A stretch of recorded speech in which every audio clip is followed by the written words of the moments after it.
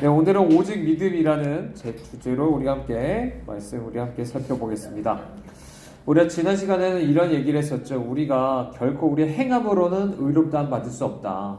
그만큼 우리가 죄인이고 주님 앞에 무력한 사람이다 라는 것들을 우리가 함께 말씀 나눴습니다. 그러면 사람은 그러면 하나님 앞에 어떻게 의롭다함 받을 수 있는가?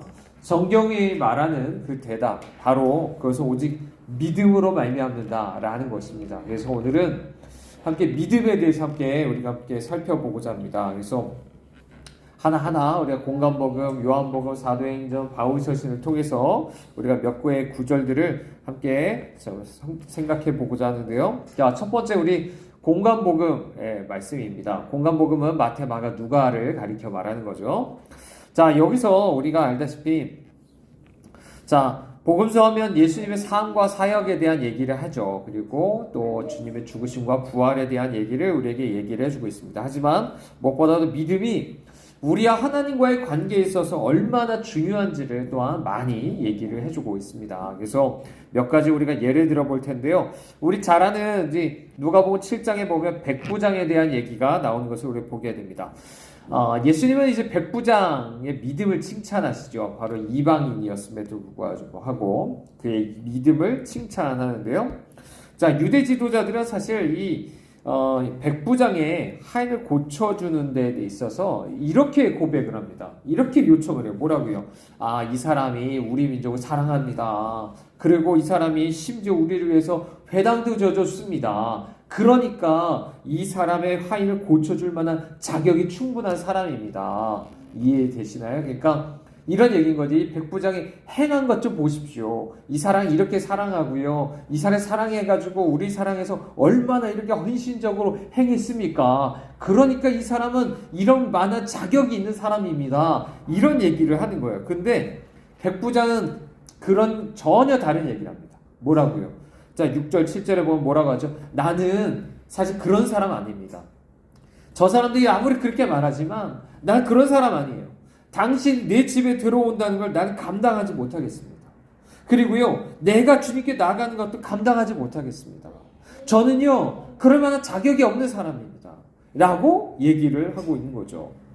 자, 그만큼, 자기가 쉽게 말하면 이런 거요. 나는 아무런 자격이 없습니다. 라는 거예요. 내가 아무리 저 사람들이 얘기하는 것처럼 유대인들 사랑했습니다. 맞아요. 그리고 그들을 위해서 회당도 져줬어요. 하지만 그렇다고 해서 내가 하나님의 자격이 있는 게 아닙니다. 내 행한 어떤 것도 내가 하나님의 자격이 없습니다. 라고 얘기하는 거죠. 그러면 반대로 말하면 이런 거죠. 예수의 백부장을 고쳐준 이유는 뭘까요? 백부장의 믿음. 그것을 칭찬한 것이었다는 것을 우린 기억해야 됩니다. 특별히 이게 마태복음 8장 11절에 보면 동서로부터 이르러서 아브라함과 이삭과 야곱과 함께 천국에 앉는다고 말하죠. 누가요? 이 백부장과 그와 비슷한 이방인들, 믿는 이방인들이 그렇게 될 것에 대해서 얘기를 합니다. 그 얘기는 뭐냐면 믿음으로 말미암아 하인이 고침받았을 뿐 아니라 이 백부장이 동일하게 어떻다고요? 천국에 이 백부장 믿음으로 말미암아 천국 가겠구나 라는 것들을 명확하게 우리에게 말을 해주고 있는 것입니다. 자, 중풍병자 얘기도 마찬가지죠. 마태복음 9장 2절에 보면 나오는데요. 자, 여기서도 내 친구들이 이 중풍병자를 예수님께 옮겨갑니다. 자, 그 믿음, 물론 이 중풍병자에게도 동일한 믿음이 있었다고 이제 믿어지는데요. 자, 이런 믿음으로 말미암아 이 중풍병자는 어떤 구원을 받게 되냐면 단순히 육체적인 질병만 고침받는 게 아니라 영적으로도 주님께서 치유하시는, 그러니까 구원하시는 역사를 맛보게 되는 거예요. 그러니까 구원은 두 가지 면이 있었던 거죠. 이해되시죠? 그러니까 하나님께서 우리에게 영적으로 날 구원하시는 것, 또 그것을 겉으로 보여주는 하나의 증표로서의 어떤 육체적 질병이 치료하는 것들, 이런 것도 다 경험했었다 라는 것들을 우리에게 말해 줍니다. 자, 누가복음 8장에 보면 나오는 12해 동안 혈루증을 앓았던 여자도 마찬가지죠. 그때 48절에 뭐라고 표현하냐면 예수님이 내 믿음이 너를 구원했다 라고 주님 말씀하여 주십니다.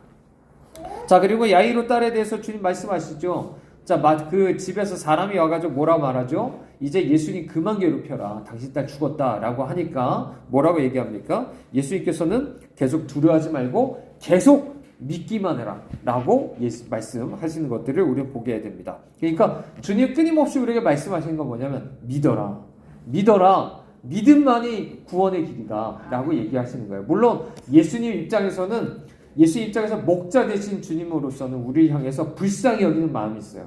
불쌍히 여기는 마음 안에서 나타나고, 우리도 누군가를 전도할 때는 그런 마음이 있어야 돼요. 맞죠? 자, 그것이 하나님의 마음일 겁니다. 하지만 우리 하나님께 대해서는, 그죠? 하나님께 대해서 우리의 믿음을 가져야지만 그게 구원이 이루어진 것이다 라는 것을 보여주죠.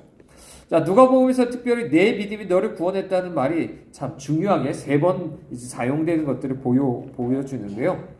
자, 7장 36절에 50절에 보면 예수님이 바리새인 시몬과 함께 식사하는 내용이 나옵니다. 그때 쉽게 말하면 그 마을에 평판이 좋지 않은 여자, 어떻게 보면 어떻게 보면 좀 창녀라고 보여질 법한 이런 여자가 와서, 우리가 알다시피 예수님 발에다 눈물을 떨어뜨리죠. 그리고 자신의 머리카락으로 닦는 얘기를 합니다. 그리고 나서 예수님께서 이 여자에 대해서 이런 얘기를 하죠.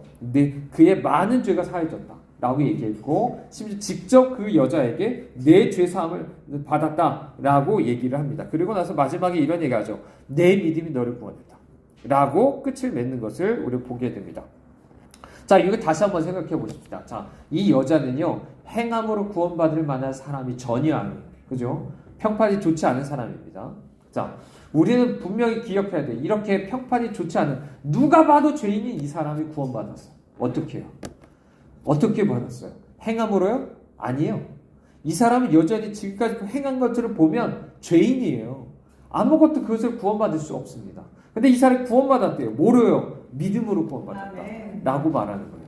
그러면 우리 한 가지 이 생각도 해봐야 됩니다. 정말 믿음으로 구원받잖아요? 그럼 다른 사람들이 죄를 짓는 그 행위를 보여도 너무 정죄할 수가 없어요. 이해되시나요? 내가 만약에 누군가 죄를 졌다고 정죄하잖아요? 그 사람은 아마도 바리새인이랑 똑같이 믿음이 아니라 행함으로 구원받는다고 자기 스스로 믿고 있는 사람이에요. 그러니까 나는 이렇고 저 사람 죄인이라고 지금 정죄하면서 살아가고 있는 거예요. 그 사람 아직도 자기가 구원받은 믿음이 없다는 걸 보여주는 겁니다.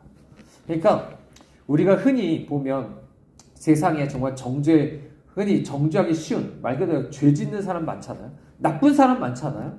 그런 사람들, 만약에 그런 사람들이 정말 예수 그리스도를 믿고 구원받았다고 생각해 보십시오.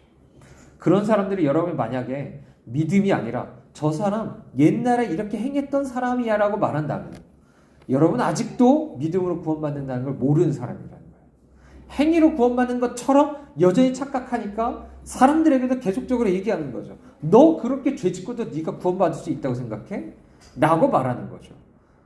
자기가 사실상 올챙이적 생각 못하고, 그죠? 자기도 사실상 다 죄인이었음에도 불구하고 남들한테 정말 다 숨기면서 위선적으로 죄 짓고 있음에도 그럴 수 있다는 걸 또 우리에게 말해줍니다.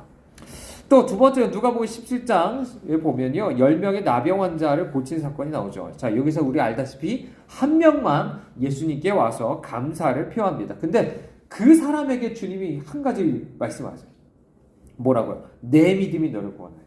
이 얘기는 뭐냐면 나머지 9명은 뭐예요? 나병을 고침 받았어요. 하지만 그 사람은 구원받지 않았어요. 하지만 이 감사한 사람은 그것이 결국에 구원받았다, 영적으로도 구원받았다라고 얘기를 하는 겁니다.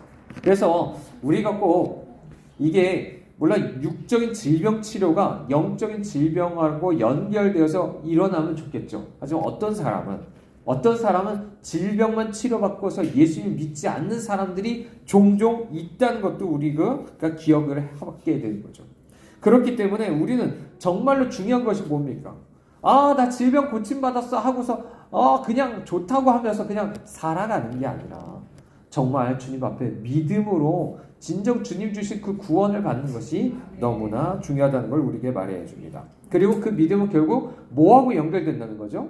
감사. 그죠? 주님이 행하신 일에 대한 감사와 찬양으로 연결된다라는 것도 우리가 보여줍니다. 자, 누가복음 18장에 보면 한 맹인의 치유 이적도 나옵니다. 이 맹인은 예수님 때문에 육신에 눈을 떴습니다. 쉽게 말해 장애가 고쳐졌어요. 시력이 이제 다시 한번 회복됩니다. 하지만 그 이상으로 이 사람은 또 무슨 눈이 띄어지냐면 영적인 눈이 띄어지죠. 그래서 뭐라고 하냐면 예수님이 바로 다윗의 아들이다, 자손이다 메시아다라는 것을 깨달았습니다. 그랬더니 예수님이 말하죠. 내 믿음이 너를 구원했다 라는 것을 또다시 주님께서 말씀하죠. 그래서 이 사람은 바로 제자가 돼가지고 십자가 예루살렘까지 예수 죽으시는 그곳까지 쫓아가는 것들을 보게 되는 거예요. 자, 가나안 여자에 대한 얘기도 우리가 주목할 만하죠. 마태복음 15장에 보면 나오는데요. 우리는 알다시피 이 가나안 여자입니다. 이스라엘 사람이 아니에요. 원래 가나안 사람 어떤 사람입니까? 원래는 다 멸망받아야 되는 사람들인 거예요. 그죠? 그만큼 악행하는 사람들이고 그 후손이잖아요. 자, 그렇다면 그것 때문에 예수님께서 사실 처음에 다 거부했던 것들을 보게 됩니다. 심지어 제자들도 어떻게 하죠? 멀리 쫓아버리라고 막 간청을 하죠. 하지만 이 여자가 어떻게 하죠? 굴하지 않고 계속 자기 딸을 고쳐달라고 얘기를 합니다. 그랬더니 간청을 하죠. 그랬더니 예수님 그 여자의 큰 믿음을 부각시키고 그런 믿음이 바로 정말 그 사람을 구원했다는 것을 다시 한번 보여주고 있습니다. 그래서 여기서 다시 한번 믿음이라는 거, 굴하지 않고 정말 주님 앞에 의지하고 간청하는 이런 모습으로 나타난다는 것도 우리가 말해주죠.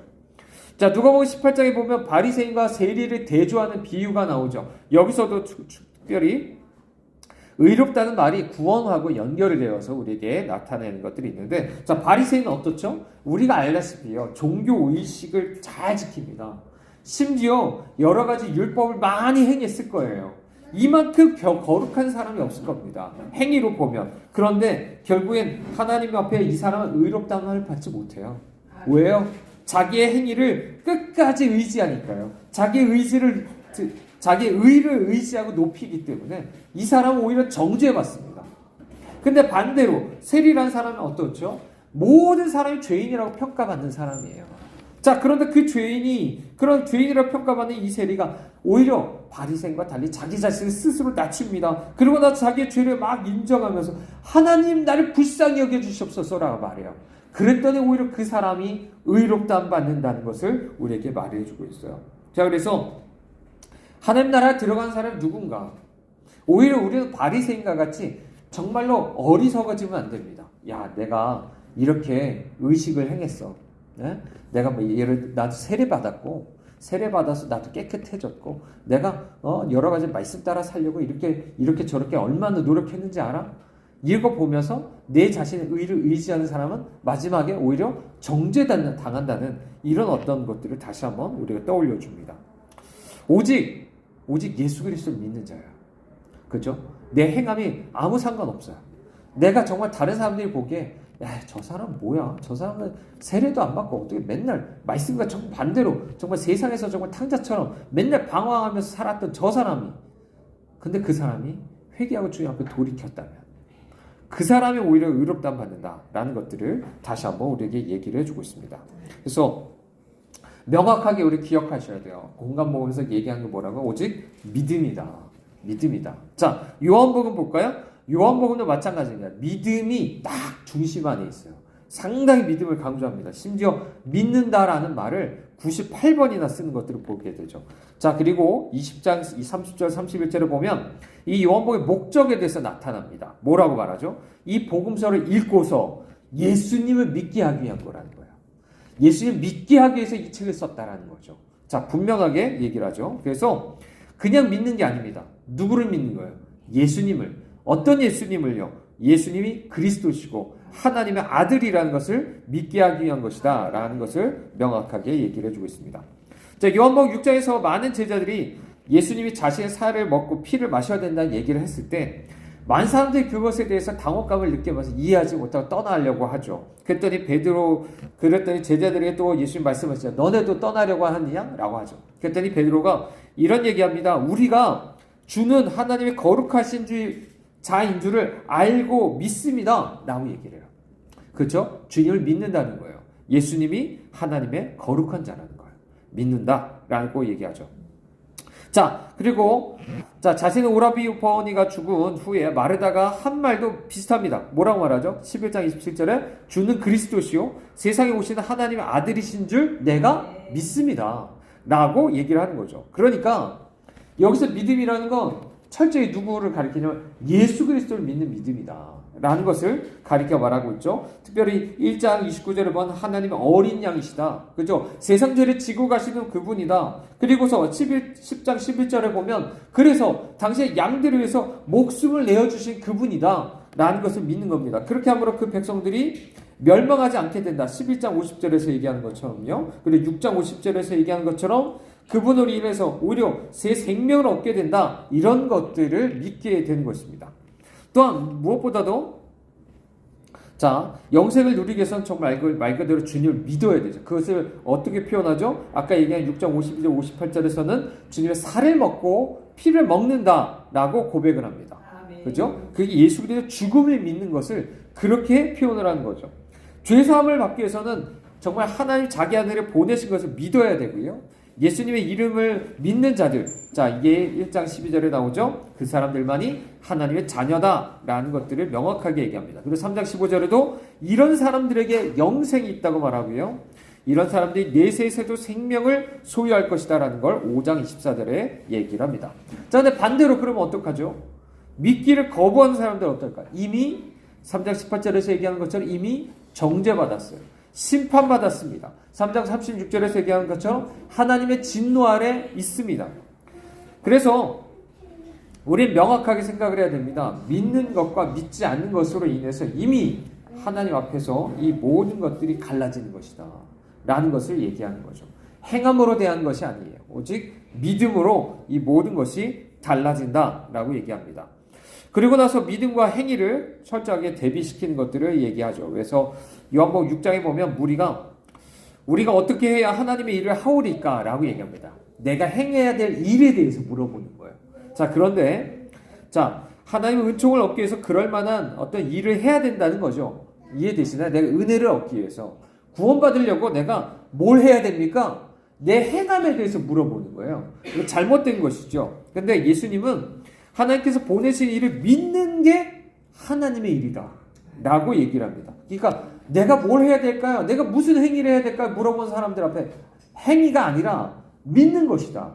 그게 너네가 할 일이다 라고 이야기를 하고 있는 것입니다. 그래서 그들의 이런 잘못된 생각들을 철저히 이제 깨뜨려 버리시죠. 믿는 것을 철저히 어떻게 보면 받아들이는 것이에요. 어떻게 해요? 아까 얘기한 것처럼 먹고 마시는 것처럼요. 아까 살과 피를 마신다고 했잖아요. 그죠? 그런 것처럼 내가 예수님의 그 모든 것을 받아들이는 거예요. 예수님을 영접하고 그 은혜를 받아들이고 하는 것이 믿음인 것이다 라는 것들을 다시 한번 우리에게 얘기를 해주고 있습니다. 자, 사도행전도 마찬가지입니다. 사도행전도 우리가 잘 아는 대로 복음이 정말 이 로마 전국에 자, 이제 전파되는 것들을 우리에게 보여주는데, 자, 여기에 나와 있는 여러 내용들도 자, 기독교 신앙에서 얼마나 믿음이 중요한지를 보여줍니다. 자, 그래서 초기 그리스도인들은 뭐라고 불렸을까요? 믿는 사람. 그러니까 다른 말로 신자라고 불리는 거예요. 누구를 믿는 사람? 예수님을 믿는 사람. 그죠? 자, 그래서 뭐 여러 가지 구절들이 있지만 예를 들어 4장 4절이나 이런 데 보면 사도들이 선포한 메시지, 즉 복음이죠. 복음에 대한 합당한 반응, 그것은 뭐냐? 바로 복음과 그것을 증거하는 예수 그리스도를 믿는 것, 이것이 주님께서 우리를 기대하시는 것이고, 그렇게 함으로 말미암아 10장 43절에서 얘기하는 것처럼 죄사함을 받게 되고 13장 49절에 말하는 것처럼 의롭다함을 받는다라고 주님께서 명확하게 우리에게 얘기를 해주십니다. 자, 물론 이 복음을 듣는 자들에게 회개하라는 요구가 계속적으로 이제 있는 것을 우리 보게 됩니다. 그러니까 믿음은요, 회개를 포함한다라는 것들을 우리에게 얘기를 해주고 있는 것이죠. 그렇기 때문에 믿음이 또다시 뭔가 구원을 받기 위해서 믿음 플러스 회개가 필요하다는 게 아니라, 따로따로가 아니라 믿음 안에 회개가 있어야 된다는 거죠. 믿음을 위해 어떤 전제 조건으로 회개가 있어야 된다는 거죠. 회개 자체가 구원의 조건이라는 게 아니에요. 이해되시죠? 그러니까 믿음만이 구원의 조건인데 이 진정한 믿음을 위해서는 회개가 있어야 되는 거예요. 이거 없이 믿으면 사실 그 사람은 진정한 믿음이 아니다 라는 것들을 우리에게 얘기를 해주는 거죠. 그래서 예를 들어 자, 이런 회개가 없는 믿음은 그렇기 때문에 거짓 믿음이에요. 그런 사람 구원받을 수가 없습니다. 이해되시죠? 그래서 그 예 중에 하나가 마술사 시몬입니다. 이 사람이 이제 마술사 시몬 아시죠? 이 사람은 세례 받았어요. 빌립을 점점 따라다녔습니다. 하지만 이 사람이 행한 것 보십시오. 돈으로 성령을 살려고 하죠. 그리고 나서 사실상 그 베드로가 얘기하는 것들을 보면 이 사람이 얼마나 잘못된 마음과 생각 안에 여전히 사로잡혀 있었는지 이런 것들을 말해줘요. 회개하지 않았다는 거죠. 이런 것들을 철저히 볼 수가 있어요. 그래서 우리가 착각하시면 안 됩니다. 정말 우리가 회개 없이 얼마든지 세례 받을 수 있어요. 교회 다닐 수 있어요. 그게 종교예요. 종교. 그죠? 종교인입니다. 그런 사람 얼마든지 많이 만들어낼 수 있어요. 사람은 할 수 있어요. 근데 저거 구원받는다는 것은 사람이 할 수 없습니다. 그건 오직 성령으로 되는 것이고요. 성령 안에서 실제적으로 내가 회개하고 믿어야 돼요. 내가 아까 회개라는 게 뭡니까? 지난 시간에 말한 그것이 회개인 거예요. 진정으로 나는 하나님 앞에 내 행위로 될 수가 없다. 나는 주님 앞에 죄뿐이다. 라는 것을 말하는 것이 바로 회개인 거예요. 그래서 깨닫는 거예요. 그죠? 그리고 나서 오늘 말씀에 나오는 것처럼 계속적으로 주의 복음 안에서 예수 그리스도를 믿기만 하면 넌 구원받을 수 있다는 이 복음 앞에 예 주님 그렇습니다. 나는 이제 주님을 그렇으면 순종함으로 믿겠습니다. 라고 말하는 게 이게 주님께서 우리에게 요구하시는 거예요. 그래서 우리 반드시 이 믿음을 기억하시길 바랍니다. 자, 13장에 보면 비시디 안디옥에서 복음을 전한 이제 바울의 얘기가 나오는데요. 여기에 끝부분에 보면 모세 율법을 통해서 우리가 함께 읽은 말씀이죠. 모세 율법을 통해서 죄사함과 칭의를 얻을 수 없다는 말을 분명하게 얘기를 합니다. 왜요? 다시 한번 얘기하지만 어떤 사람도 율법의 계명을 순종할 수 있는 사람이 없기 때문이라고 다시 한번 얘기해줘요. 자, 또 마찬가지입니다. 자, 사도행전 15장에 보면 공의회가 나오는데 여기서 베드로가 고넬료를 회심한 그 얘기를 다시 한번 들먹이면서 얘기를 하는데 알다시피 고넬료와 그 친구들은 우리가 알다시피 복음을 듣는 동안 그리스도인이 되었습니다. 성령을 받아서 믿는 자라는 그것에 대한 분명한 증표를 보여줬어요. 구원받았다는 그것을 보여준 것이죠. 결코 그들은요, 알다시피 그들이 토라에 대해서 순종해가지고 그들이 하나님 백성 된 게 아니에요. 아직도 그들 하나의 경외함으로 수없이 많은 말씀을 지켰지만 여전히 할례도 안 행했고요. 여러 가지 음식법도 안 지켰을 수도 있어요. 그러면 그런 면에 있어서 보면 율법을 따져보면 고넬료나 이런 사람들 결코 하나의 백성이 될 수 없는 사람이에요. 근데 이 사람이 하나의 백성이 됐다는 거예요. 뭐로요? 예수를 믿음으로 말미암아 됐다. 라고 하는 것이 정말 이들에게 하나님 경외하는 사람들이 그게 복음으로 들려지는 거예요. 감사합니다, 주님. 내가 결코 율법으로 될 수 없었던 나에게 예수 믿기만 하면 하나님 백성 되게 하신 이것이 얼마나 복음인지 계속적으로 그 앞에서 외쳐지고 있는 것입니다. 자, 바울 서신도 그렇죠. 바울 서신도 똑같이 믿음에 대해 상당히 강조합니다. 믿음이란 말이 142번이나 나옵니다. 믿는다라는 말은 54번이나 나와요. 자, 그만큼 바울에게 있어서 이 믿음도 상당히 중요한 것들을 우리가 보여주죠. 그래서 자, 로마서 1장 16절이나 자, 에베소 1장 13절이나 이런 데 보면 다시 한번 바울은 구원이 모든 믿는 자에게 주어진다. 자, 그럼 믿으면 구원 못 받는 사람이 있다는 겁니까? 결코 아니라는 거죠. 모든 믿는 자에게 구원이 주어진다. 하지만 로마서 10장 17절에 보면 복음의 내용을 들어야만 그것을 알아야만 그것을 믿을 수 있기 때문에 믿음은 들음에서 나는 거예요. 무조건 나 예수 믿을래. 그렇게 믿을 수가 없어요. 예수님이 누군지 알아야죠. 예수님이 무엇을 행했는지 알아야죠. 그 은혜를 알아야죠. 그것을 들을 때 우리가 믿어지는 것이다 라고 얘기를 하는 것이고, 그렇기 때문에 우리는 복음의 진리를 계속 배워야 됩니다. 구체적으로 그것은 고린도전서 15장 1절에서 4절에서 얘기하는 것처럼 뭐죠? 우리 죄사함과 칭의를 위해서 예수를 죽으셨다, 부활하셨다, 이런 것들을 구체적으로 우리에게 말을 해주고 있습니다. 그래서 복음을 믿는 것은 절대적입니다. 필수적인 거예요. 꼭 그렇게 해야 되는 거예요. 예수를 믿지 않으면요, 결국에 로마서 9장 33절에서 얘기하는 것처럼 결국 종말론적인 어떤 굴욕과 수치를 당하게 될 수밖에 없다라는 것들을 우리가 보여줍니다. 마치 유대인들처럼 말이에요. 자, 오늘날에 반대로 믿는 사람들 어떻죠? 3장 26절에서 얘기한 건 하나님 자녀가 됩니다. 또 3장 14절 디모데전서 1장 16절에 보는 것처럼 성령과 영생을 받습니다. 자, 이것들은 결국에 예레미야 31장과 예수계 36장에서 얘기하는 것을 결국 믿는 자들이 새 언약에 참여했다는 것을 우리에게 말해주는 거예요. 자, 이 주제를 잘 말해주는 본문들을 조금 볼 텐데요. 자, 바울이 행하는 것과 믿는 것을 대비시키는 것들이 나옵니다. 자, 하나님 앞에서 의로운 자로 서는 건 오직 믿음으로 말미암는다는 진리 밑받침해 주고요. 자, 칭의가 하나님 믿고 의지하는 자들에게만 주어진다라는 것을 보여줍니다. 자, 이 의는 뭐죠? 자, 로마서 10장 9절, 10장 9절, 10절에서 말하는 것처럼 예수님을 주로 고백하고, 자, 하나님이 그를 죽은 자 가운데 살리셨다는 것을 믿는 그 믿음이 우리를 구원하는 것이 아니라는 것을 살리셨다는 것을 믿는 자들에게 그렇게 이 의가 돌려진다고 말하는 거죠. 근데 중요한 건 뭐냐면, 다시 한번 말하는 건 뭐냐면, 우리가 어떤 믿음을 가지고 있든지 간에 이 믿음 자체가 우리를 구원하는 게 아니에요. 믿음을 통해서 주님 구원하기를 결정하셨고, 그 순종함 속에서 믿는 자에게 주님이 구원을 주시지만 믿음 자체가 구원을 주시는 게 아니에요.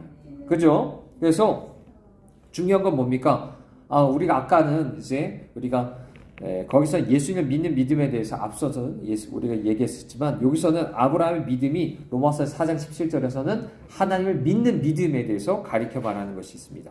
그래서 그 믿음 때문에 주님이 아브라함을 의롭다고 하는 거죠. 근데 그 하나님, 어떤 하나님으로 믿는 것입니까? 죽은 자를 살리시고 없는 자를 있는 것으로 부르시는 그 하나님, 전능하신 그 하나님을 믿는 믿음 안에서 그렇게 된 것이다 라고 말하는 것입니다.